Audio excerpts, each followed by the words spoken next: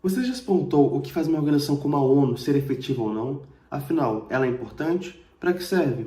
Meu nome é Guilherme Damasceno, curso a quarta fase de Relações Internacionais na Federal de Santa Catarina e no episódio de hoje da série Crises e Conflitos faremos uma análise da conduta onusiana em Timor-Leste na década de 70 e 90 sobre viés da segurança coletiva.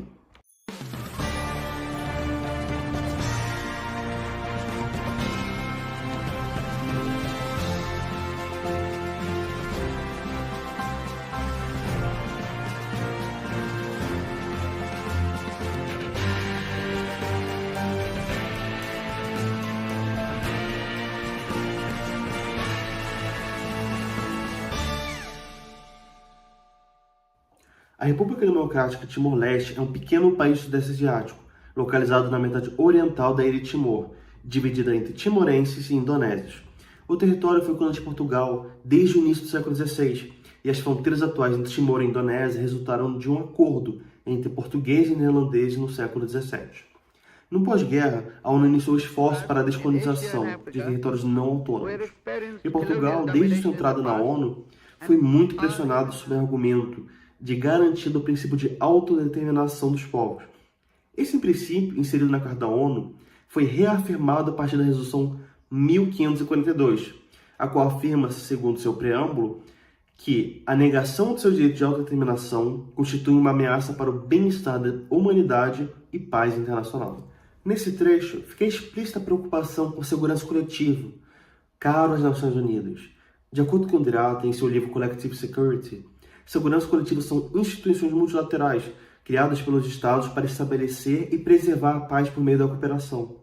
Sob essa ótica, o uso unilateral de força é expressamente proibido, e seu uso invocaria uma resposta de todos os membros da comunidade internacional, seja na forma de sanções ou na forma do uso da força combinada de todos os membros contra o agressor.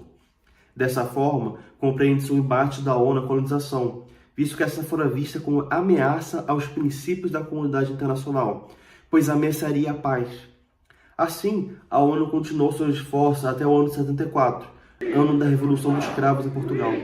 A partir desse momento, Portugal reconheceu o direito à autodeterminação do Timor-Leste e passou a organizar, junto com a população timorense, o processo de independência do país. Dos partidos que foram criados nesse momento, destaca-se a Associação Social Democrata Timorense, partido de caráter socialista, que foi renomeado para Fretilin pouco tempo após sua criação. Aqui, vale discutir sobre a Indonésia, o contexto regional e o seu diálogo com o sistema internacional do momento. Em 75, a República da Indonésia era um regime militar, liderado pelo general Suharto, desde a tentativa de golpe em 57, de um general com inspirações leninistas. Considerando esse fator doméstico, somado às tensões da Guerra Fria, a ideia da ameaça socialista foi securitizada na Indonésia. O processo de securitizar, de acordo com o livro Contemporary Security Studies, significa convencer o público doméstico que uma problemática é uma ameaça existencial a algo valioso, seja o território do país ou até mesmo a ideia do país como uma nação. No caso do Timor, a Indonésia, como ator securitizador, convenceu não somente o público doméstico relevante que a ascensão da Fretilin seria uma ameaça, como foram convencidas também várias potências ocidentais relevantes. Vale a pena recordar o cenário regional do momento. 73 e 75, Laos, Camboja e Vietnã do Sul se tornaram governos comunistas e socialistas. Nesse contexto, a independência de uma poderia vir, assim pensavam os militares indonésios, a se tornar elemento de instabilidade regional, além de poder agravar movimentos separatistas dentro do país. Assim, por meio desse discurso securitizador, o direito à autodeterminação do povo timorense foi negado, por meio da invasão indonésia ao território, no final de 75. E, afinal, qual foi a reação da comunidade internacional nesse contexto? As Nações Unidas não aceitaram a anexação, por ser um ataque direto ao membro da comunidade de segurança e uma violação expressa aos princípios onusianos. Prontamente, tanto a Assembleia Geral quanto o Conselho de Segurança emitiram resoluções requerendo a retirada de tropas indonésias em Timor-Leste. E essa posição permaneceu inflexível ao decorrer dos anos. Contudo, essas decisões não foram acatadas, e a comunidade internacional não usou sua força combinada para forçar a Indonésia a desistir, como a ideia de segurança coletiva sugeriria. O embate ideológico típico da Guerra Fria motivou as potências ocidentais a, se não apoiar abertamente a carta, serem complacentes ao ato, desejando que A Indonésia absorve o território tão depressa quanto possível e da maneira menos inoportuna possível, nas palavras do embaixador britânico. O único país a reconhecer abertamente a soberania indonésia foi a Austrália, que posteriormente acordou com o regime de Jakarta sobre a exploração do petróleo no Mar de Timor. Vemos, nesta ocasião, a validade da crítica que o autorrealista Mearsheimer faz ao conceito de segurança coletiva, quando ele põe em dúvida se os estados, em uma comunidade de segurança, viriam a socorro daquele que sofreu a agressão. Assim, por quase 25 anos, a presença de tropas indonésias foi aturada pela comunidade internacional, mesmo sob o olhar desaprovador das Nações Unidas. De acordo com dados do governo timorense, mais de 250 mil pessoas morreram, cerca de um terço da população devido aos conflitos.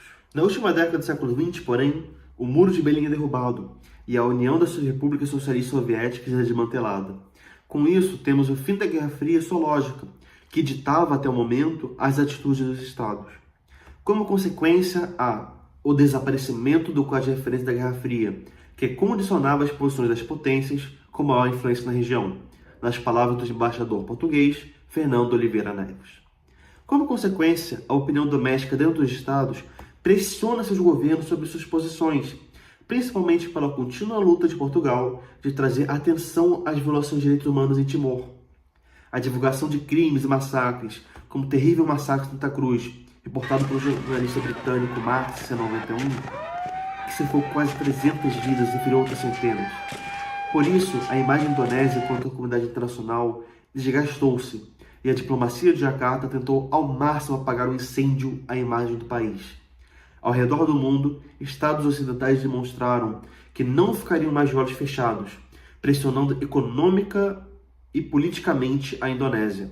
A autoridade política da ONU, como órgão garantidor da paz internacional e da segurança coletiva, finalmente passou a efetivamente pressionar o país. O regime de Suharto na Indonésia, sofrendo pressões internas e externas, caiu em 97 e, no início de 99, seu sucessor declarou sua vontade de submeter um referendo ao povo timorense, questionando se permaneceriam anexados à Indonésia ou se prefeririam ser independentes. Conduzida pela missão das Nações Unidas em Timor-Leste, 78,5% dos timorenses votaram pela independência, assim exercendo seu direito à autodeterminação. A ONU teve um papel imprescindível na criação do Estado timorense e suas instituições. Reconstruiu a estrutura física e estabilizou a região. Com base na Carta de São Francisco, julgaram criminosos que violavam os direitos humanos daquela população. Segundo Pude, além de Casarões e Lopes, as missões de paz deixaram de abordar estritamente problemáticas securitárias e tocaram em questões domésticas, utilizando de suas agências e programas especializados. 20 anos antes, a ONU falhou, mas não por falta de vontade, mas por sua incapacidade de fazer valer seu poder coercitivo no contexto da Guerra Fria. A ideia de segurança coletiva com a qual a ONU foi criada finalmente pôde ser destravada. De acordo com dados de Casarões e Lopes, a quantidade de resoluções aprovadas no Conselho aumentou drasticamente de 85 a 95, quase dobrando. No fim do século XX, a organização se adaptou ao novo sistema internacional que surgia.